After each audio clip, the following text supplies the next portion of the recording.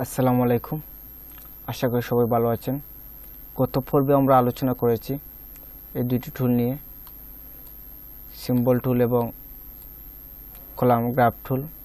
আজকে আমরা আলোচনা করব আর্টবোর্ড টুল এবং স্ল্যাশ টুল নিয়ে। এই দুটি টুলে আলোচনা করব। আর্টবোর্ড টুল, এইখান থেকে আমরা আর্টবোর্ডের সাইজ কমাতে পারি, বাড়াতে পারি, বিভিন্ন ধরনের সাইজ নিতে পারি। আর্টবোর্ডের উপর ক্লিক করে ওই দেখেন কাস্টম রয়েছে, কারণ আমি কাস্টম সাইজ নিয়েছিলাম। এখন তো যদি আমি ওখানের মধ্যে ক্লিক করে আমি চাই লেটার সাইজ নিতে, লিগেল সাইজ নিতে, A4 সাইজ নিতে, 3 সাইজ নিতে, যে কোনো ধরনের সাইজ নিতে আমি ওখান থেকে নিতে পারবো, নিয়ে আমি আমার কাজ করতে পারবো। আশা করি এটা বুঝতে পেরেছেন। আমি এখন নিচ্ছি না এটা। এবং ওখানের মধ্যে দেখতে পোর্ট্রেট আমি যদি ওখানের মধ্যে ক্লিক করি দেখুন লম্বা হয়ে যাবে, আর ওখানে যদি ক্লিক করি তাহলে আড়াআড়ি হয়ে যাবে, ওইভাবে ল্যান্ডস্কেপ হয়ে যাবে। ওইভাবে আপনি চাইলে পরিবর্তন করতে পারেন যদি আপনার প্রয়োজন হয়। আপনার ফাইলটি নেওয়ার পর, আপনি পেজ নেওয়ার পর এই পেজকে আপনি, এই আর্টবোর্ডকে আপনি পরিবর্তন করতে পারেন। ওইখান থেকে পরিবর্তন করতে পারেন, ওখান থেকে পরিবর্তন করতে পারেন, অথবা আপনি যদি চান যে ওইখান থেকে সাইজ পরিবর্তন করে ফেলবেন এবং ওখান থেকে সাইজ পরিবর্তন করতে পারেন। মনে করেন যে আপনি ওখানে দিয়ে দিলেন 5:2:3 দিয়ে 3 ইন্টার।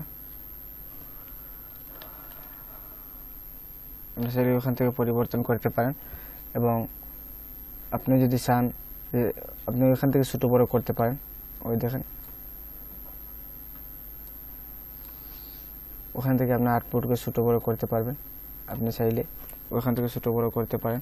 এটাই হচ্ছে আর্টবোর্ডের কাজ। আশা করি বুঝতে পেরেছেন। আর্টবোর্ডের চেয়ে বেশি কোনো কাজ নেই। ওখান থেকে আপনি আর্টবোর্ড চাইলে ছোটো করতে পারেন, আর্টবোর্ড চাইলে বড় করতে পারেন, আর্টবোর্ডের সাইজ বাড়াতে পারেন। এটি আর্টবোর্ডের কাজ। আশা করি বুঝতে পেরেছেন। আর্টবোর্ডের ভিতরে কোনো টুল নাই আর, স্ল্যাশ টুল। এখন স্ল্যাশ টুলের কাজ দেখাবো, এই জন্য আমি নতুন একটি পেজ নিব, নিউ পেজ।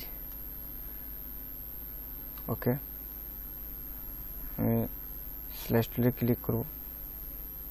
আমি প্রথমে শেপ নিচ্ছি, স্ট্রোক কালার নান করে দিই, কালার দিয়ে নেই। ওকে,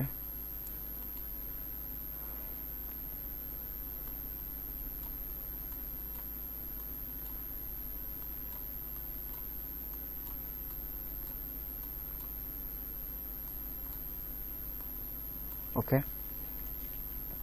আমাদের প্রায় সময় প্রয়োজন হয় যে আমরা শুধুমাত্র সম্পূর্ণ আর্টবোর্ড আমরা জেপিজি ফাইল আকারে, জেপিজি আকারে সেভ করবো। শুধুমাত্র ওইটুকু আমাদের জেপিজি আকারে আমাদের ক্লায়েন্টকে দেখাতে হয় প্রায় সময়। ওইটুকু জেপিজি আকারে কীভাবে সেভ করবো অতটুকু, অথবা অতটুকু কীভাবে সেভ করবো জেপিজি সম্পূর্ণ আর্টবোর্ড আমরা সেভ করবো না। এর জন্য আমরা স্ল্যাশ টুলে ক্লিক করবো। স্ল্যাশ টুলে ক্লিক করার পর আমরা ওখানে মাউসের লেফট বাটন ক্লিক করে টেনে ওইটাকে সিলেক্ট করে নেব। ওই যতটুকু সিলেক্ট হয়েছে অতটুকু সেভ হবে। এবং যদি আমরা চাই ওইখান থেকে অতটুকু সেভ করতাম, তাহলে ওইখান থেকে অতটুকু সেভ করতে পারি। আমরা অতটুকু সেভ করে দেখাচ্ছি কীভাবে সেভ করতে হয়। আমরা ফাইলের উপরে ক্লিক করব। ফাইলের উপরে ক্লিক করার পর আমরা যে কাজটি করতে হবে, সেভ সিলেক্টেড স্লাইস, ওখানের মধ্যে ক্লিক করব। ক্লিক করার পর আমরা কোথায় আমরা ফাইলটি সেভ করব লোকেশন দিয়ে নেব।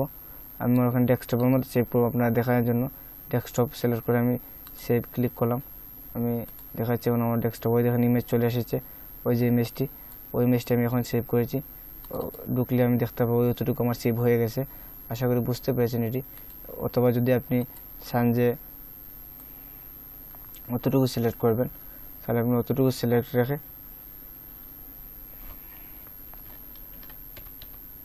আনডু করে নিচ্ছি। আমি অতটুকু সিলেক্ট করবেন। অতটুকু সিলেক্ট রেখে আপনি আবার ফাইলের মধ্যে চলে যাবেন। ফাইলের মধ্যে হচ্ছে সেভ সিলেক্টেড স্লাইস, ওখানের মধ্যে ক্লিক করবেন। ক্লিক করার পর আপনার যে কাজটি করতে হবে, আপনি যেখানের মধ্যে রাখবেন ওখানে আমি আবার ডেস্কটপের মধ্যে রাখবো। ডেস্কটপ সিলেক্ট করব, ডেস্কটপ। ওকে, সেভ।